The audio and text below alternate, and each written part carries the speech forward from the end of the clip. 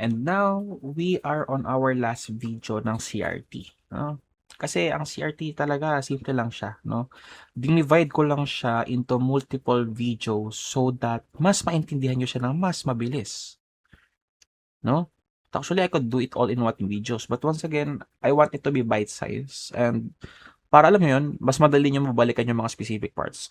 So now, this last video is going to be focused on actually focus tayo on where to expect CRT, where to entry.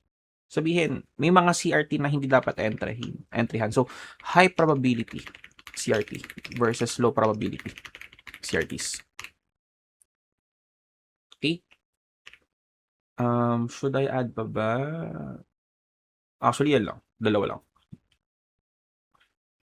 But first of all, no, before we guys start, no. Actually, CRT, no, hindi lang yan sa 4 hours. I want you guys to consider this table. Kapag nakakita kayo ng CRT sa monthly, mag-entry kayo sa daily. Pag nakakita kayo ng CRT sa weekly, entry kayo 4 hours, daily 1 hour, 4 hours 15 minutes, 1 hour 5 minutes, 15 minutes 1 minute. But once again, sabi ko nga, no, ako, matagal na din ako sa trade. So, ano yan, kumbaga, kayo na yung magiging bahala dyan kung ano yung gusto nyo. But like for basis, no, kasi hindi nyo pa naman alam yung parang way para siya nag-work. Follow nyo lang to. So beginner, 4 hour, hanap kayo ng entry sa 15 minutes. Ganun lang. Very, very simple. But ako, nakasanayan ko na kasi 5 minutes ako nag-entry. No? But kayo bahala. If you want 15 minutes, go. Actually, mas madaling entry sa 15 minutes. Problema, mas matagal. But mas madali siya entryhan. Okay? Now, where to expect CRTs? Actually, where to expect CRT, that is a very basic, very basic lang. Siyempre, kapag maghahanap ka ng expectation, kayo guys, if I'm going to ask you, saan kayo mag-aabang ng CRT? Actually, itong mga CRT dito na long short na to, pangit yan. Yung sa previous video, pangit yan. So, that's the first question. Saan dapat nag-aabang ng CRT?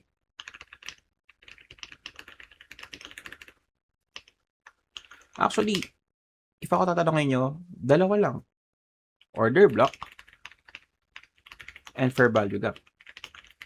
Now, sa order block, I am only looking for a high probability order block, which is, once again, tinuro ko naman na yan sa sessions ko. Okay, tingnan natin kung anong number. I forgot eh. Playlist. High probability order block. This is you. Wait, no. This. Session 12. Yan, And session once again 12. nga, we are now going to continue Medyo mahina lang with to. the concept Masira yung of high kasi dyan. probability order blocks. But once again, ano ba yun? No? I think may caption naman. So, high probability Yeah, may order caption naman. blocks is once again, So, session 12, high probability order blocks and fair value gaps, no? Now, dalawa lang. So, tingnan nyo to, no?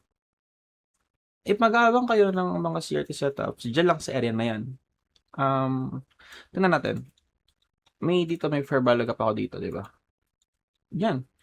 If ever nababalik dyan si market, mag-expect ako ng CRT setup. Tingnan nyo to. Ito, CRH, CRL. Tingnan natin na if mag-CRT to ba. Baka mag-inside bar CRT siya. Sabi ko, di ba? Magbubuo siya ng CRT setup. Ayun siya sabi sa inyo, guys. Meron kayong expectation on where CRT could happen. And in this case, dahil nga may fair value gap dito, eto guys, CRT to ha. And naturo ko na, introduction. Anong tawag dyan? Inside bar CRT. Diba? Guys, ganun lang kadali. This is fair value gap. So at least, I know that I could expect a CRT dyan. Diba? Ngayon, anong gagawin ko ngayon? If kunwari, na-entryhan ko yan, sabihin natin. Antay ako ng break of structure sa baba. Kasi nga, downtrend tayo. I want to see if, you know, ayan. Wala pa. Wala pang BOS. Nako, hindi siya nag-BOS. Ayan. Nag-BOS, diba? May CRT setup, diba? So, wala. Ngayon, fair value gap ulit. Oh, mark ko lang. Ngayon, kita nyo to.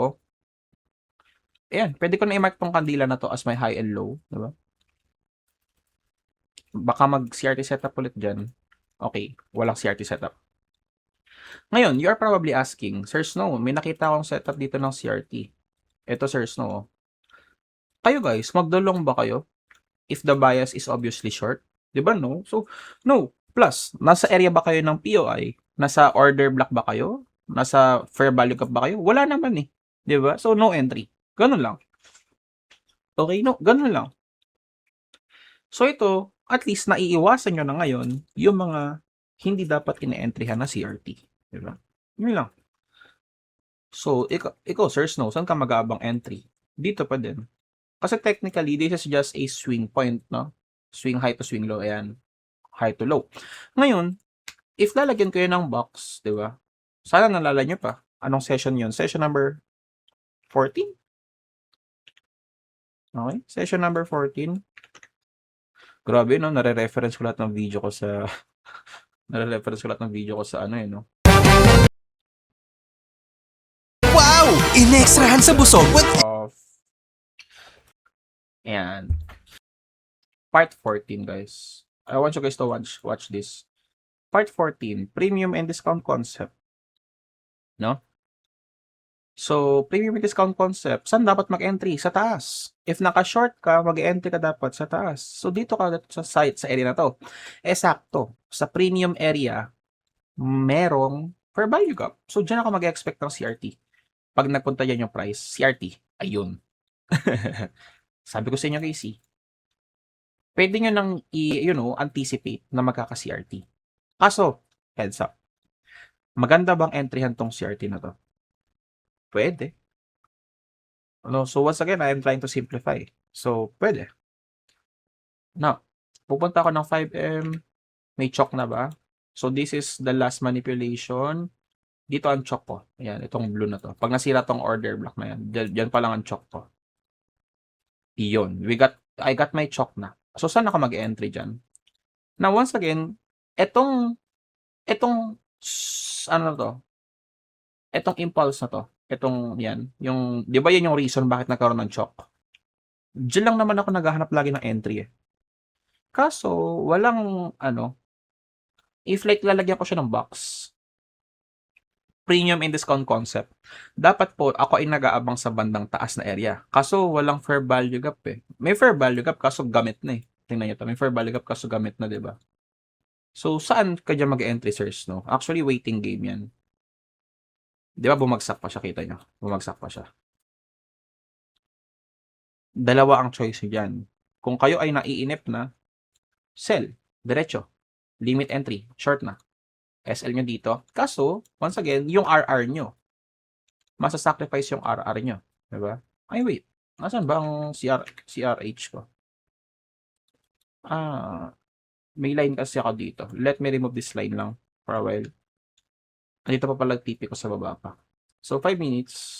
Ayan, dito pa TP ko sa baba eh. So, eto. This is 3RR entry. Okay?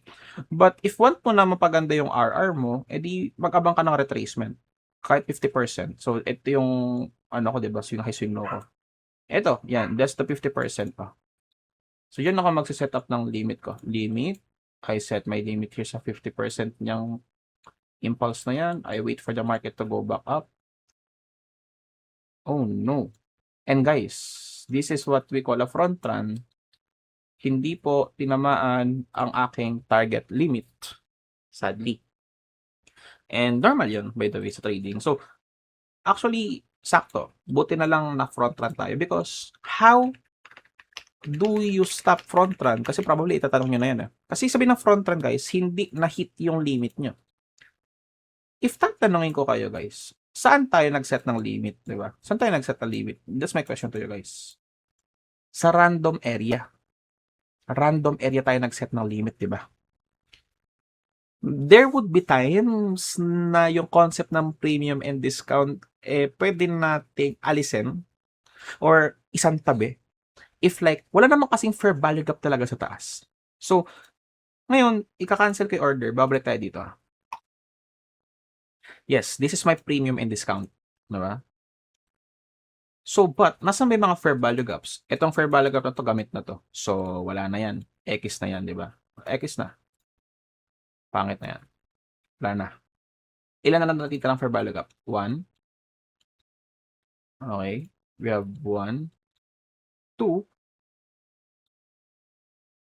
2 fair value gaps. Saan ako mag-entry? Di doon sa mas mataas. So, dito ako maglilimit ngayon. Short. So, yan. Yan lang. SL ko, once again, doon pa din sa tuktok. TP ko sa pinakababa. And, charan, CRT. 4RR. Diba? Ngayon, at least, CRT, may confidence ako that babalikan yung fair value gap because once again, sa fair value gap. If ma-front run ka, okay lang. But how do you stop front run? Entry on FBGs. Yun lang. Because, as I said, sa fair value gap na lesson ko, I think session 13, imbalances and fair value gap, FVGs are magnets. Lagi nila minamagnet yung price. So, if mag-expect kayo ng mga area na magandang entryhan, always use a fair value gap. Okay? So, tingnan natin. Yan yung sagot natin. Yun. Pinitik. Saktong-sakto po sa fair value gap po. Tingnan niya fair value gap. Ganda. Now, ang problema na lang, hindi natin alam if mag-SL tayo or mag-TTP hit dito. But once again, confident naman ako because sa higher time frame, nasa fair value gap ako. I want you guys to go back sa session number 13 ko and tingnan nyo itong imbalance, di ba, ang nipis. Yan yung tinuro ko dun na concept. And now, we proceed sa ating entry. Ngayon, guys, what is trailing stop? You have to learn that as well because kunwari yan, di ba, green na kayo. What if bumalik pa yan dito sa taas? So, kita nyo itong SL nyo. Pwede nyo po yan i-move sa loob. Ayan. So, tingnan nyo yung SL ko ngayon. Plus $6. So, sabihin, if ever the price would go back up here, oo, ma-i-stop yung trade ko. Tama. But at least, wala na akong ikakatakot na, hala, hindi ako nag-negative. Positive ako. Maliit lang yung ginain ko, but still, positive ako. And that is SL gain. You are ensuring profit. Hindi man kalakihan yung ini-ensure mo, but at least, you are trying to ensure na hindi na babalik yung market dito sa taas kasi mas malaki yung matatalo mo if sa taas ka pa mag-aabang. So now, we proceed. Ganda na, di ba? So ngayon, if you want to secure your profit, baba mo lang ng kaunti yung SL gain mo. And this is the concept of trailing stop. Minumove mo yung stop loss mo para lumalaki yung secured profit mo. Hala, muntik na pitikin yung SL ko, di ba? Ngayon, bagsak mo lang. Ayan, so bagsak mo lang yung SL mo. And that is how you should protect your income. There we go. Ganda ng, guys, TP hit natin pinitik. Ay, hindi ko na set up ng proper yung TP ko siguro. Pero pinitik yung TP natin. Hindi pa dapat siya tapos Ayun, pinitik naman niya ng buo. And guys, that is the CRT entry model. Very simple, right? So far, for review, how do you entry a CRT entry model? Once again, you wait for the CRT.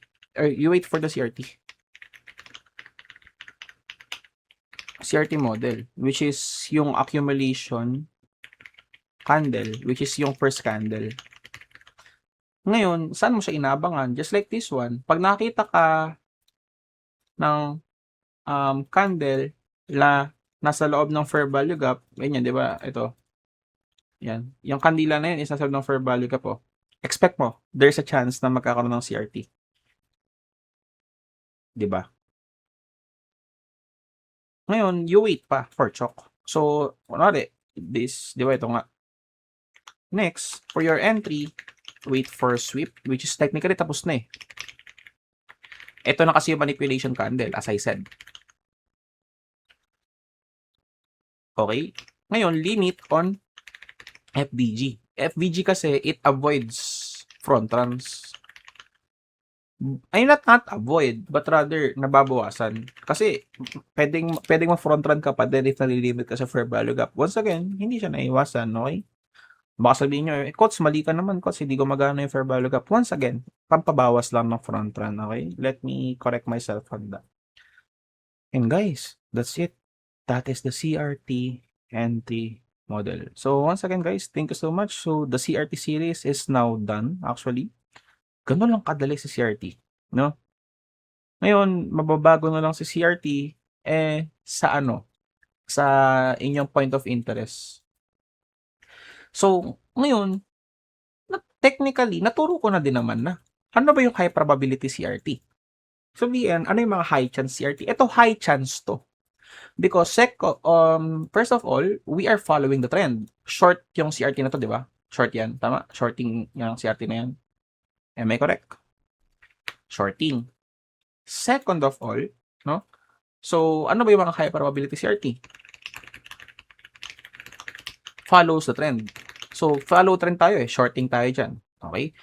Pag may CRT na nabuo sa baba, pangit yun. Kasi nga, bakit ka maglulong, pa-short ang trend? So, kinokontra mo yung trend. So, dito, follow the trend. Kasi tingnan nyo, zoom out ko. Downtrend talaga. Plus, nag-short ako. Diba? High probability CRT follows the trend. Second, CRT forms inside a, what? Inside a POI. Point of interest. And yung point of interest mo, yung point of interest mo, ano? Dalawa nga. High probability order block. Or FPG. Diba? Third, meron pang isa, guys, by the way, na hindi ko pa tuturo sa inyo. And ito. Yung first candle nyo sa CRT, hindi dapat kayo kumukuha ng kandila na ganito ang itsura. Okay? Iwasan po natin yung gantong kandila. Yan. Yung mga kandila na maliliit. Okay? When you guys are doing CRT, please avoid this kind of this candle. Yung kakandila na yan, usually pangit yan tinitin na CRT. If naghahanap kayo ng CRT, hanap kayo ng mataba.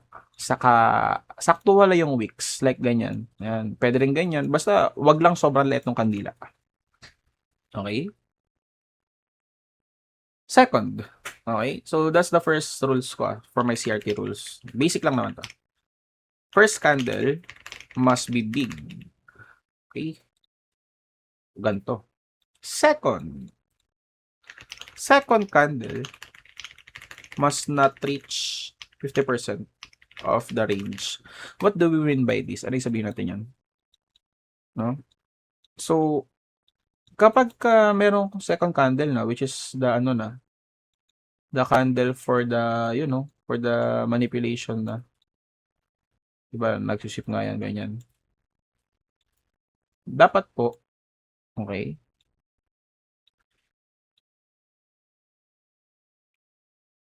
wag na nating i-trade yan. Kapag, if susukatin ko tong buong box na to, okay, if susukatin ko tong buong box na to, sorry about that.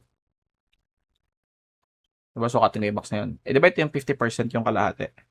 If yung kandila is nakaganyan na, do not trade that CRT. Wag. Kasi, if magte-trade kayo, remember, yung placement yun ng SL nasa tuktok. Ang mangyayari dyan guys, lamang pa yung risk nyo. Ganyan mangyayari sa CRT nyo. Okay? So, no trading ng ganyang klase ng CRT. Kasi nga, nababawasan yung risk to reward ratio nyo kasi kumakapal yung SL nyo. Unless you are brave enough, ganyan lang ang setup mo, di go. Or ganyan, let's say, ganyan ang setup mo. Hindi mo na i-SL yung dulo. Go lang. But for the beginners, okay, ang sasuggest ko is do not trade. If ganito, ito yung magagandang kandila ng CRT. Ganyan. Okay? Now, third rule. Always wait for change of character in lower time frame. Kasi there are times na ganito yung makikita nyo CRT. Ganyan. Pagka ganyan po, ibig sabihin yan guys, hindi pa tapos ang change of character niyan. Okay? Kasi if i-drawing ko yung movement niya sa lower time frame, simula dito sa candle na to, ito yung first candle, umangat, bumaba. Second candle, oh. Ganyan yung itsura niyan. Wala pang choke. Ito ang choke mo dyan eh. Kasi white candle eh. Continuously going upward. So, wait ka ng choke. Sa lower time frame, wait mo na bumaba. Tapos, magli-limit entry ka sa mga fair value gaps. Okay? Gano'n lang po kasimple guys, yung concept ng CRT. So, just follow these 3 rules, no? And that's it by the way, no? So, once again guys, thank you so much, no, for watching this series, no? Maikli yung series, but I believe that I have covered everything that you have to know. Once again nga, CRT is simple lang, no? That this is one of the most simplest entry model sa trading. So, once again guys, thank you so much, no? And if this helped you, I want you guys to post, no, online. Kunwari, nakapag-take profit ka, life beginner ka. Post mo lang guys, tapos tag nyo ako, no? It would mean a lot to me. Kasi syempre at least, di ba, natutulungan ko kayo sa tradings nyo. So, once again guys, thank you so much. And see you guys sa next series natin. Okay? Which is, hindi ko pa alam. Baka Fibonacci. Okay? Once again guys, thank you so much.